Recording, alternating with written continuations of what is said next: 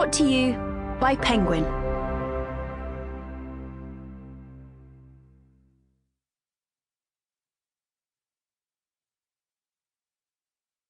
The Female Quixote, or The Adventures of Arabella, by Charlotte Lennox. Read by Donna Banya. Both for ease of listening and because it contains details of the plot, we've placed the introduction to this Penguin classic at the end of the audiobook. Volume 1, Book 1, Chapter 1. Contains a turn at court neither new nor surprising, some useless additions to a fine lady's education, the bad effects of a whimsical study, which some will say is borrowed from Cervantes.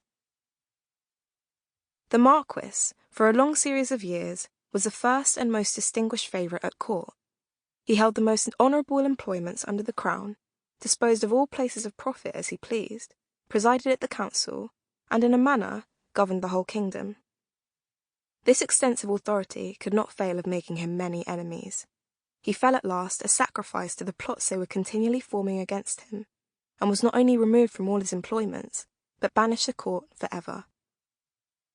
The pain his undeserved disgrace gave him, he was enabled to conceal by the natural haughtiness of his temper, and, behaving rather like a man who had resigned than been dismissed from his posts, he imagined he triumphed sufficiently over the malice of his enemies, while he seemed to be wholly insensible of the effects it produced.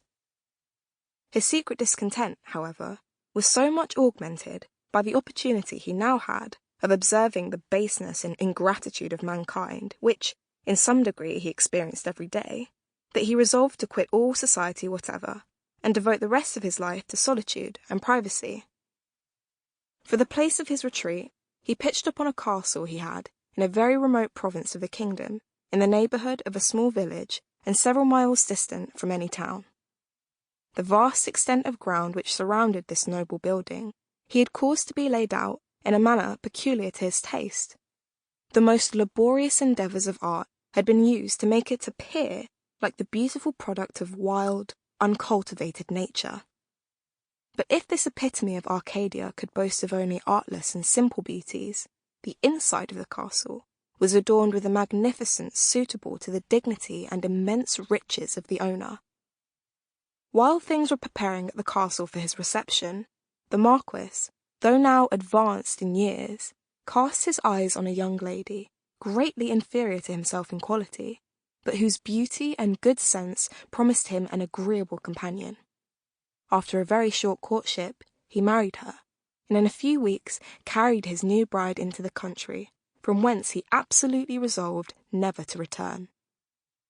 The Marquis, following the plan of life he had laid down, divided his time between the company of his lady, his library, which was large and well furnished, and his gardens.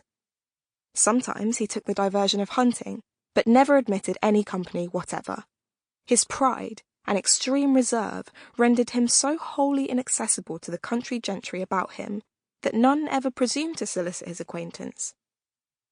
In the second year of his retirement, the Marchioness brought him a daughter, and died in 3 days after her delivery. The Marquis, who had tenderly loved her, was extremely afflicted at her death. But time having produced its usual effects, his great fondness for the little Arabella entirely engrossed his attention, and made up all the happiness of his life. At 4 years of age, he took her from under the direction of the nurses and women appointed to attend her, and permitted her to receive no part of her education from another which he was capable of giving her himself. He taught her to read and write in a very few months, and, as she grew older, finding in her an uncommon quickness of apprehension, and an understanding capable of great improvements, he resolved to cultivate so promising a genius with the utmost care, and, as he frequently, in the rapture of paternal fondness, expressed himself, render her mind as beautiful as her person was lovely. Nature had indeed given her a most charming face, a shape easy and delicate, a sweet and insinuating voice, and an air so full of dignity and grace as drew the admiration of all that saw her. These native charms were improved with all the heightenings of art. Her dress was perfectly magnificent. Sample complete. Ready to continue?